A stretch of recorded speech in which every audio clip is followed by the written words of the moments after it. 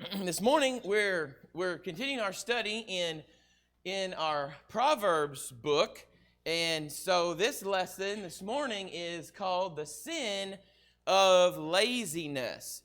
And so when we think about in our day and time, we have a lot of laziness that seems to be going on. There's a lot of factors that go into that we'll look at as we go on in our lesson today. So the first thing that I thought that we probably should do, I didn't really follow the book exactly. So I followed pieces of the book. I didn't even realize that there was a book for a while. So I already had this working, and I didn't change, so I didn't go back and change it. But when we think about working, nothing worthwhile was ever accomplished without hard work. On the other hand, laziness and being slothful hinder and impoverish a man. And I want us to think about the parable of the talents in Matthew 25 in the verses 14 through 30. So all of you that know that story, can someone kind of give us just a roundabout of the story there and why that the one man was more laziness unaccepted by God than than the other two? Ken. The account is of a man going away and giving talents to each of his three of his servants, and to one he gave 5 talents, to one he gave 2 talents, and to the one he gave 1 talent. And while he was gone, the fellow who had 5 talents developed 5 more talents. The one who had 2 talents also developed 2 more talents. But the one who got 1 talent buried his in the ground and didn't do anything with it.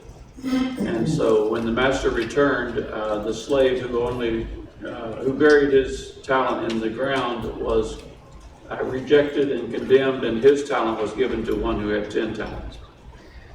Right. So these other 2 guys, it seemed that they went out and they worked hard to accomplish getting these more talents, didn't they?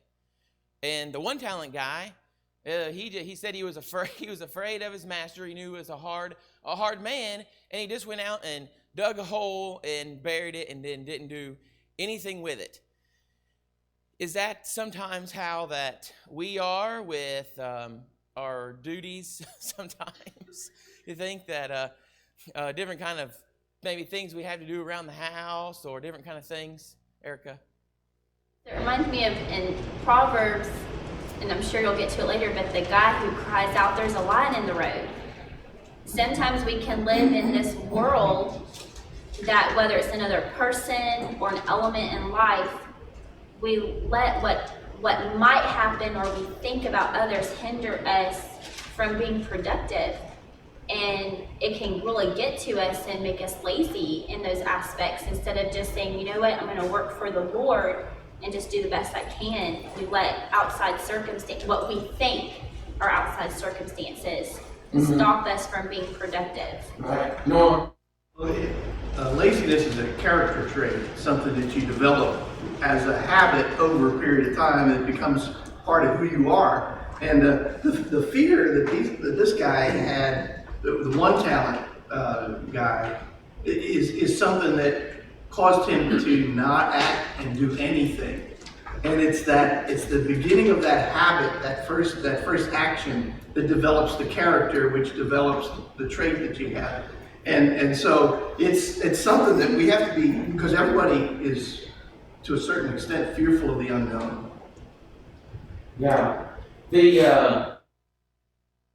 He was told that he could have at least went to the money changers and then just done a simple exchange back.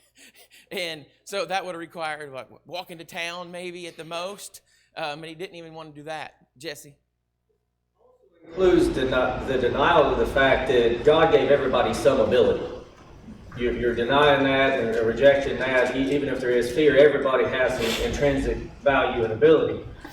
I guess it's John 15 where you get the illustration of Jesus being the vine and whatnot, but there's no fruit, there's some fruit, and there's more fruit, and there's much fruit if you read all the way through that. So everybody's capable of doing even more than what they think, but you have to grow. The 10-talent guy was probably not always a 10-talent guy. Mm-hmm. And so you're refusing to even acknowledge what you do have, you're refusing to grow also. Right. When you said that, I was thinking about the fig tree that Jesus came up to, and it didn't bear any fruit at all, and he cursed it, and it wilted and died. And so, yeah. I thought that we should maybe go through a couple definitions, because I love definitions. So here's some that I just took out of regular dictionary, and it says that lazy, just the word lazy, decline to activity or exertion, not energetic or vigorous, encouraging inactivity, moving slowly or sluggish, and then the one that would be like on the app on your phone, having or showing an unwillingness to work. And so we have a pretty good understanding of what that is. Just the word laziness in general, a little bit different. English, not my strong suit. It says the word most often used to describe laziness are sluggard and slothful. So if you read from the King James Version, that's what you'll see most of the time. And so when I was studying, I kept switching back and forth, simply because of this very reason right here, is that these terms are more illustrative than our modern term lazy. And so it kind of gives it a different quality, if you want to call laziness a quality, degree maybe. For example, a sloth moves on the ground at a lazy 6.5 feet per minute. A certain type of slug clocks in at an astounding slow pace of 6.5 inches in 2 hours.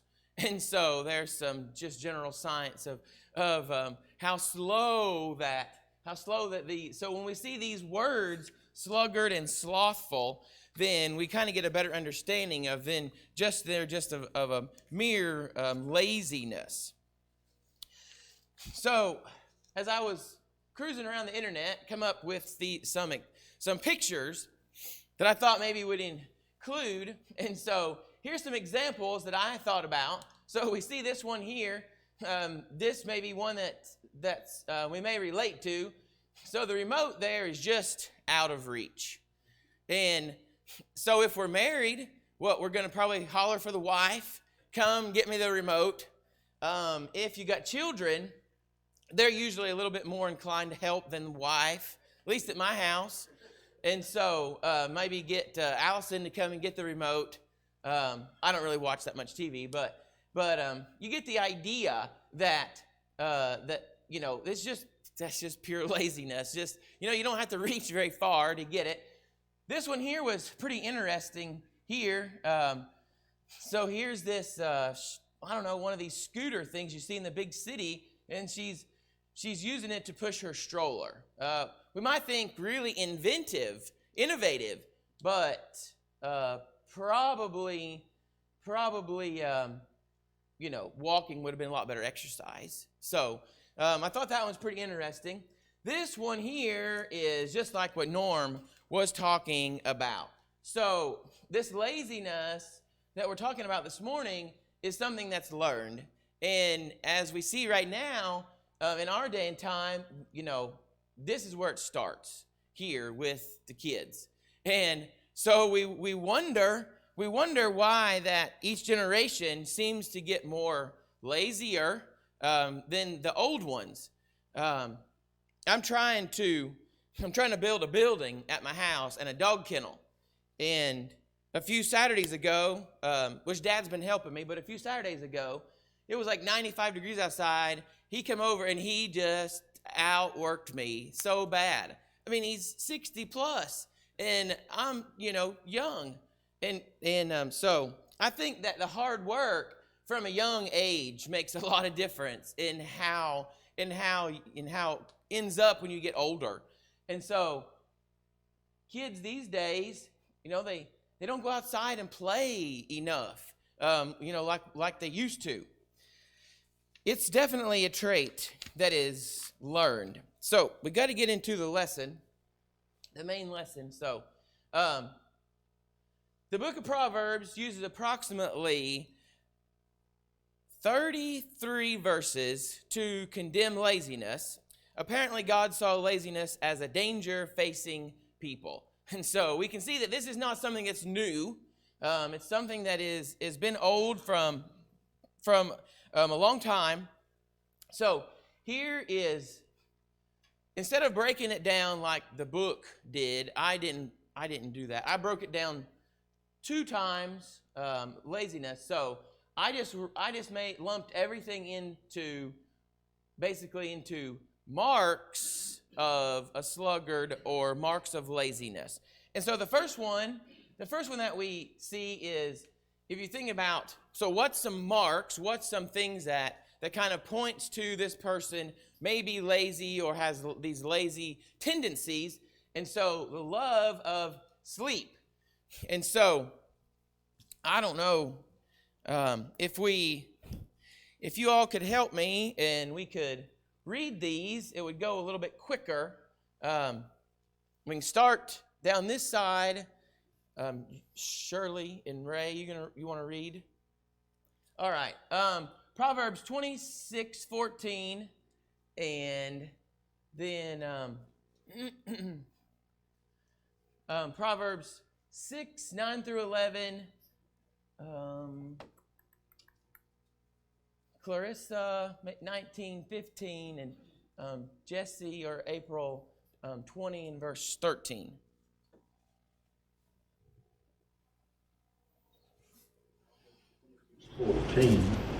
As the door turneth upon his hinge, so doth the slothful upon his bed.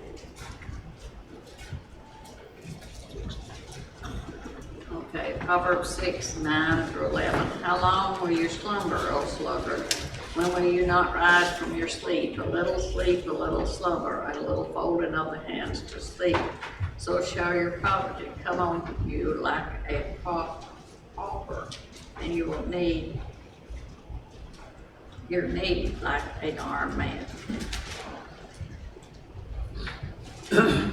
Proverbs 19:15. Slothfulness casts into a deep sleep, and an idle person will suffer hunger. Proverbs 20:13. Do not thus sleep, or you will become poor. Open your eyes, and you will be satisfied with food.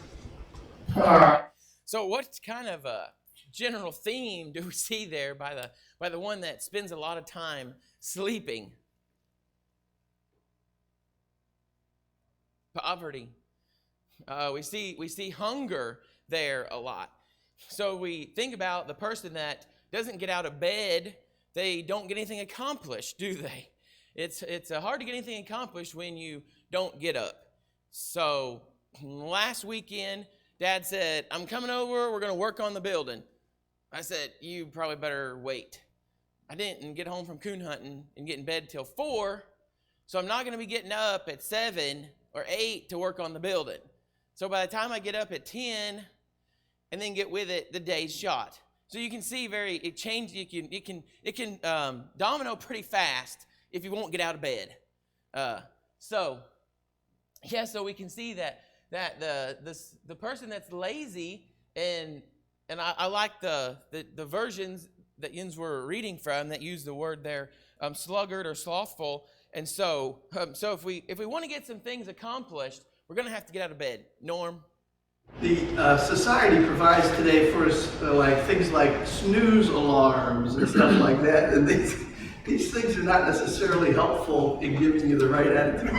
Remember when I was in college, one of the first things that they taught me in one of my classes, I can't even remember which one it was, but it was valuable, was when you wake up in the morning, you get up. Boom! You wake up, you get up. And as soon as you get, sitting up on your bed at least, you're there. And it was something that was, but it attacks this idea that if you can just slowly, easily, comfortably move into your day, you're going to be successful. Not true.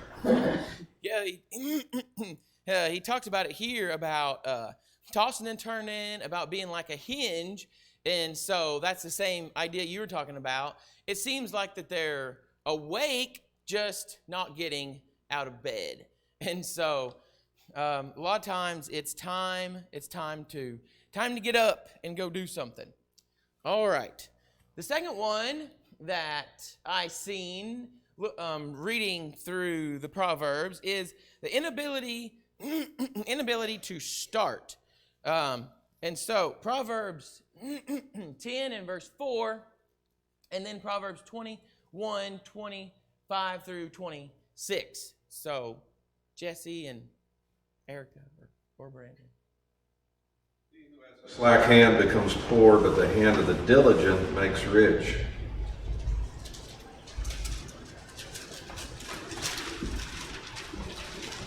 The desire of the sluggard puts him to death, for his hands refuse to work. All day long he is craving, while the righteous gives and does not hold back. So we see some terms there like he who has a slacked hand or a negligent hand,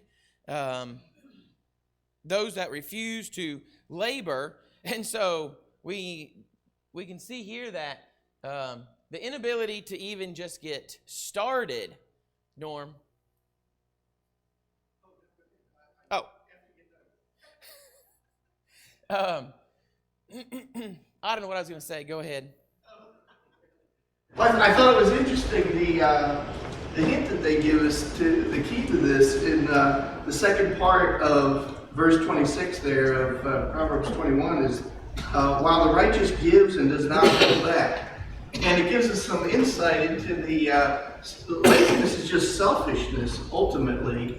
When you're working, you are giving effort to something, a project, somebody, whatever, and that is the opposite of selfishness. So laziness is just comes back once again to the idea of lack of love of self, basically, and selfishness.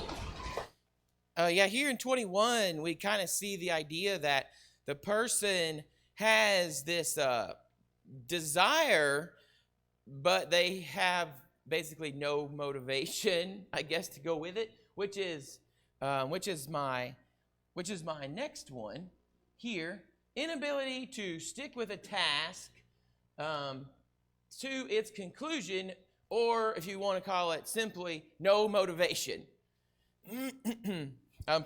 Proverbs 19:24, Brandon, and then go ahead. The sluggard buries his hand in the dish and will not even bring it back to his mouth. Okay. 26:15 and then back at 12 and in verse 27. Buries his hand in the bowl. It wearies him to bring it back to his mouth.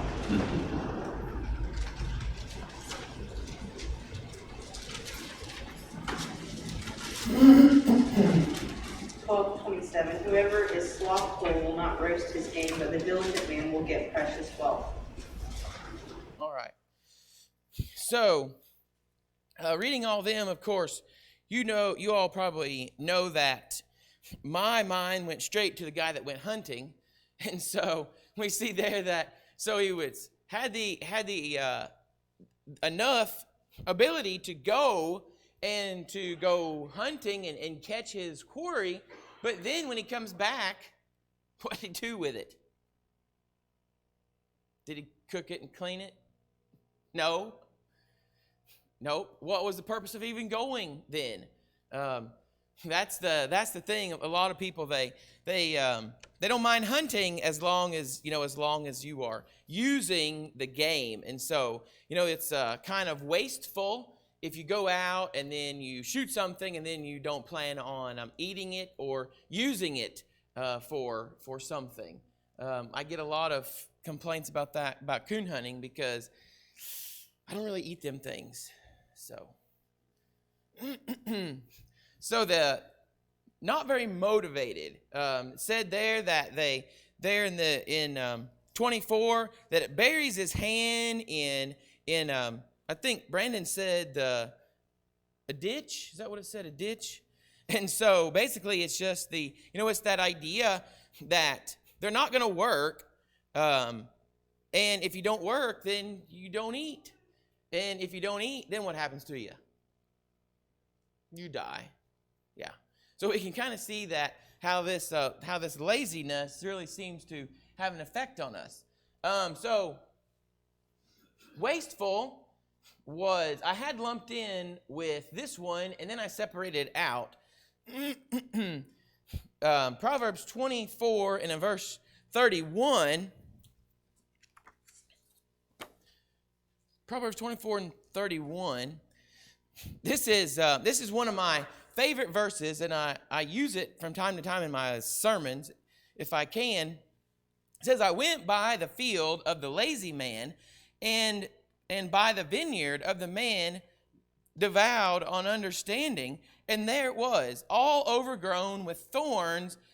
Its surface was covered with nettles. Its stone wall was broken down. So, whenever we are lazy, you can get something that is brand new, and then if you are wasteful, if you don't continue to work at it and take care of it, what happens to it? It just deteriorates, doesn't it? It does. So we can see that we see a lot of these old farm places around the community that has an old house and an old barnyard, and it's just growed up. Nobody's been there and maintained it.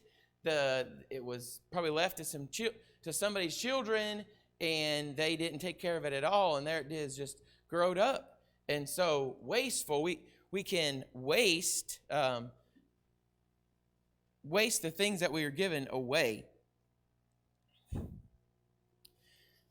In Proverbs 18 and in verse 9, it says, he who is slothful in his work is a brother to him who is a great destroyer, or the same word there, wasteful. The next one there that I noticed was that someone that's lazy is usually full of excuses. And so usually what we see is that someone that doesn't really do a lot of things, doesn't want to, they'll come up with 100 different reasons why that they can't or they're not going to do something. And so you look at these verses here, Proverbs 26:16.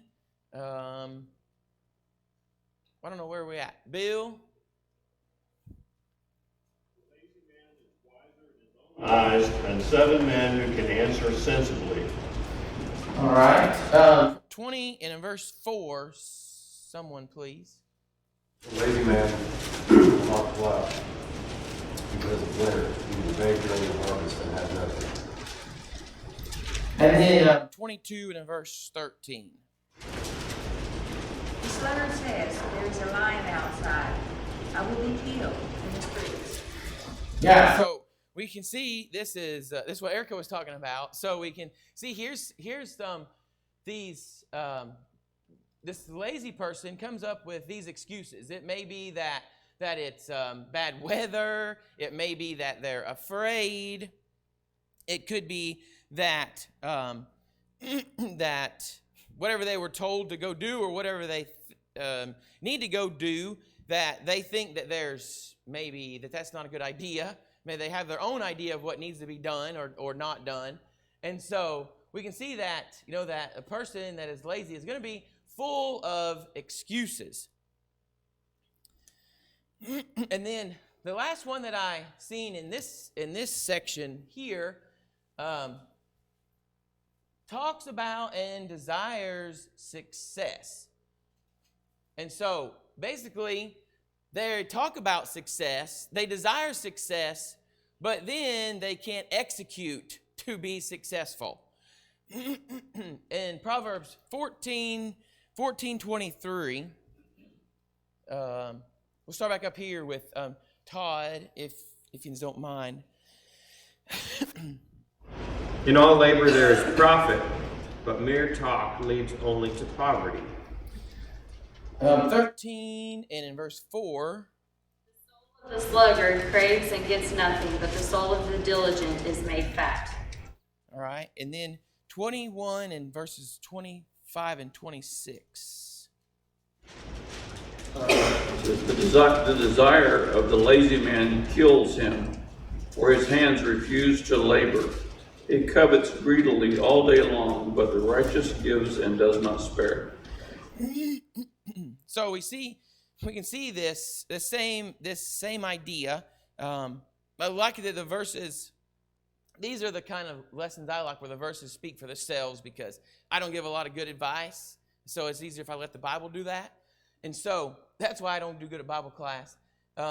So see here, we can see in all of these verses that they have this idea, and that they want to do well, maybe, but then they don't. Instead, this says that idle chatter leads to poverty. You can talk about what you're going to do, but until you get out there and do it, nothing gets accomplished.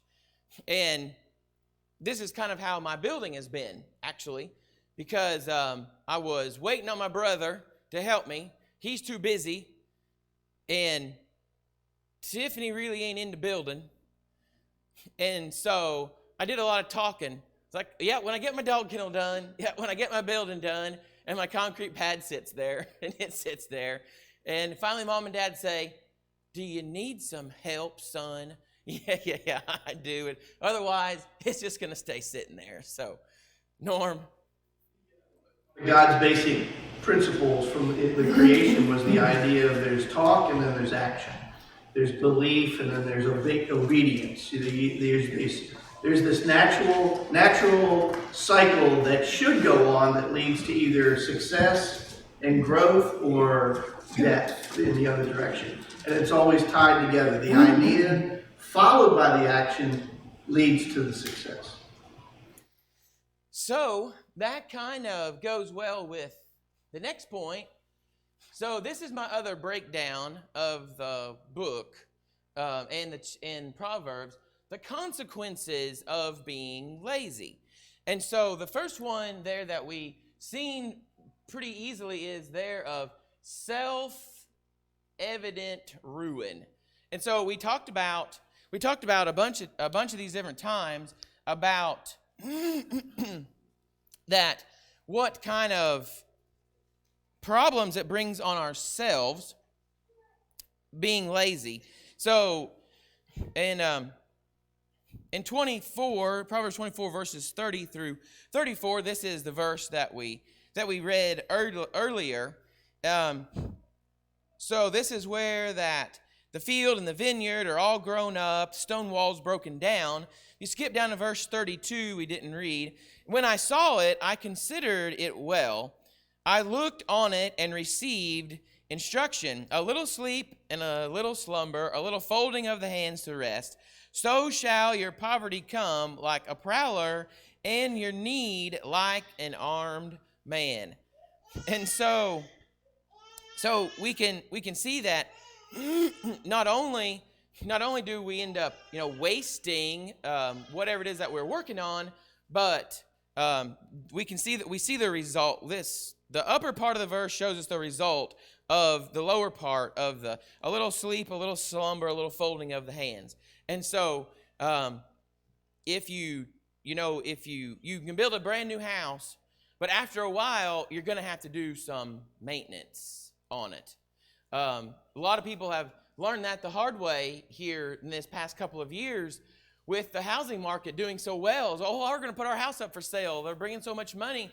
And then they have the people come and they go through the house and they tell you, and they give you a sheet that's 10 pages long of the stuff you got to fix.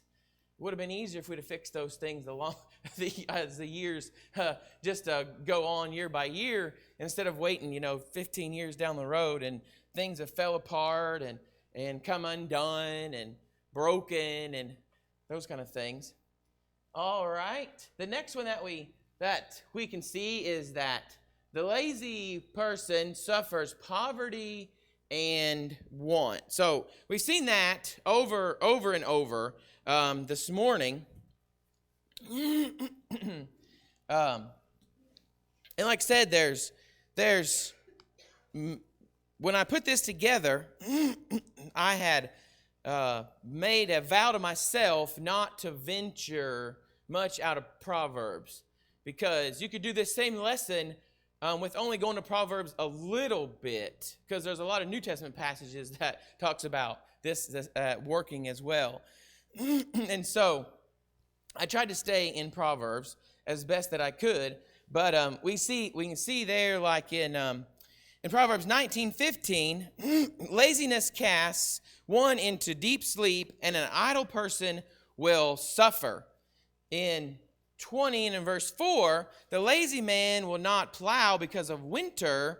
He will beg during harvest and have nothing. In 24 and verse 30,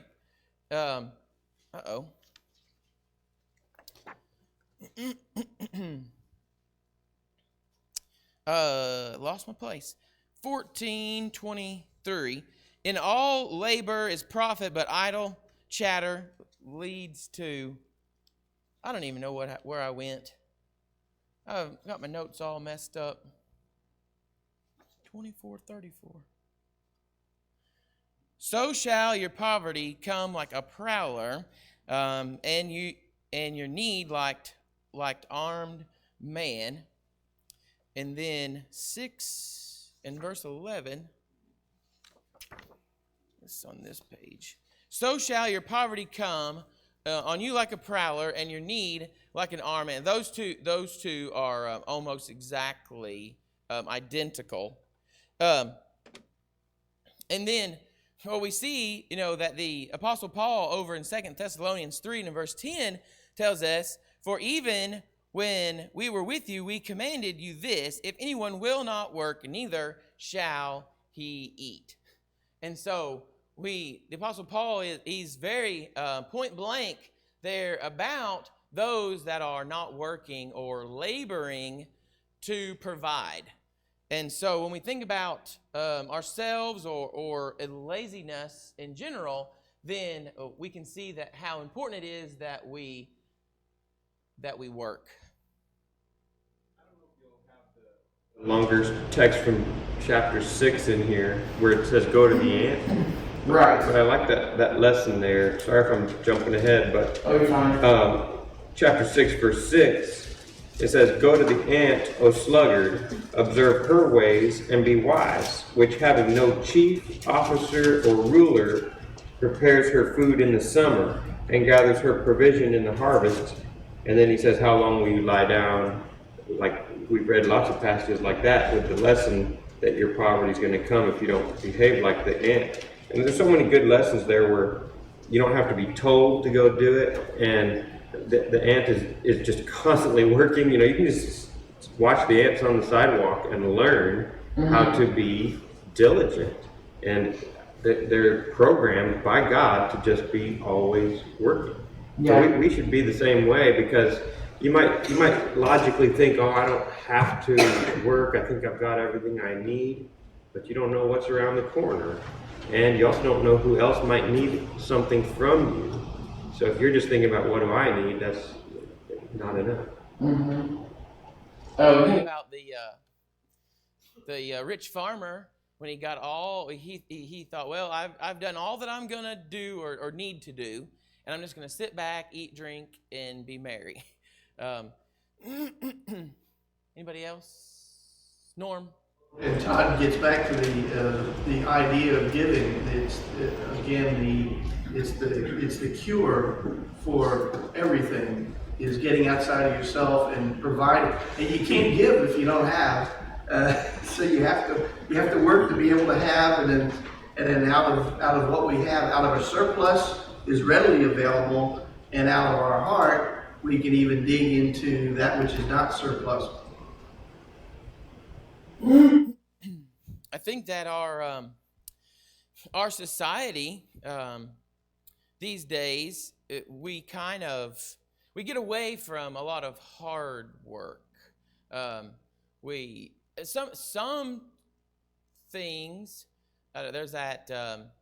When I went to work in a factory a long time ago, they used that fancy word ergonomics, which is working smarter. Instead of doing a lot of heavy back lifting work, then they provide you with a machine that's on a pulley system that you reach down and clamp it, and then it kind of, you just guide it up and move it. So some of those things are they're good in the fact that you're not going to be broken down whenever you get to be old, when you get to be older. But at the same time, a lot of our grandparents, our great-grandparents that went out and did hard manual labor, they had a much more, I guess, respect for that kind of hard work than what we do, I think, these days. Okay. So, loss of independence. I'm just going to go through these because Jason's going to ring that bell in a minute. So, the loss of independence, we can see. So, this in 12:24, it talks about that.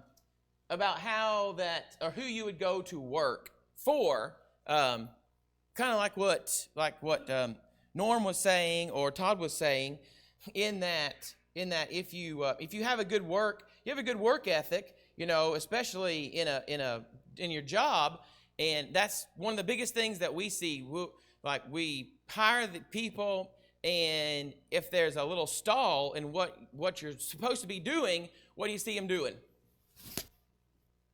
Or, pick up a broom, sweep, pick up scraps. Don't just stand there and do nothing. Do something. So, another thing that I've seen in this consequences of laziness, perpetual frustration of getting nowhere. But they wonder why that they never succeed, but it's because they don't get out of bed. It's because they won't clean and cook their game. It's all of these different things. It's because they won't go out and plow the field. The line's in the road, so they won't even go outside of their house. It's all these things that we can see about why they get so frustrated. And then irritant to his employer. So those are some of the things that I've seen. And then in contrast to being lazy, the wise man and Solomon instructed men to be diligent in their work. Here are some of the things said about the diligent worker. And so this is what I tried to keep from having a whole bunch of verses over and over and over.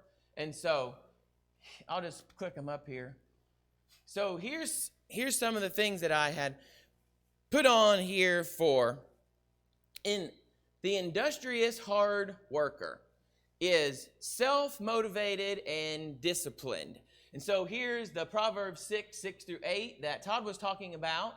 This is the ant that doesn't have to be told what to do next. That's just instilled in them to keep working and working and working. And so if we're self-motivated and disciplined, then we're going to get out of bed. We're going to find things to do. We're not going to just, sit around and be lazy all the time. Knows the necessity of doing work when it needs to be done. In Proverbs 10, in verses 4 and 5, it says, "He who has a slack hand becomes poor, but the hand of the diligent makes rich. He who gathers in the summer is a wise son. He who sleeps in harvest is a son who causes shame." There used to be a guy back at home in Illinois, and everybody else was combining their corn for the harvest. And he wasn't even in his fields. December comes, he's not there. January, corn's still standing there. And finally, when it gets about springtime, he would go out there and he would finally get his combine out and go. And I don't know what his reason was behind it. We always just made fun of him because it was unusual. While everybody else is harvesting, his is still standing there. So I don't know if he wasn't motivated to just get out and do it or what. Maybe he was looking for better weather. I don't know, but local farmers made fun of him often. The hard worker receives recognition. So in 22:29, it says, "Do you see a man who excels in his work? He will stand before kings. He will not stand before unknown men." And so,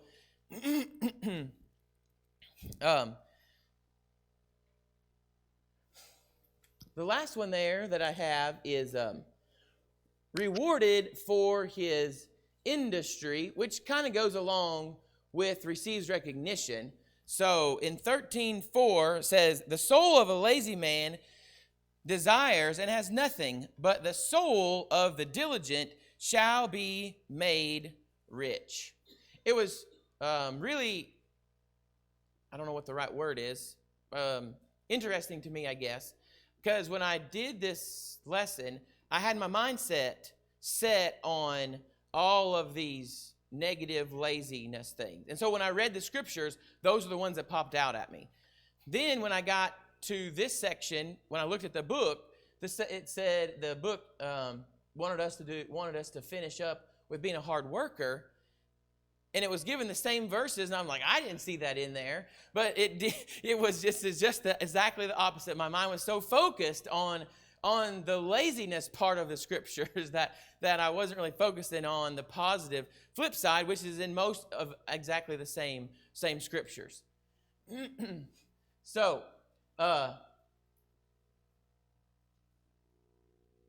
that's pretty much all I have. I have some questions. Was that the last? Great. All right.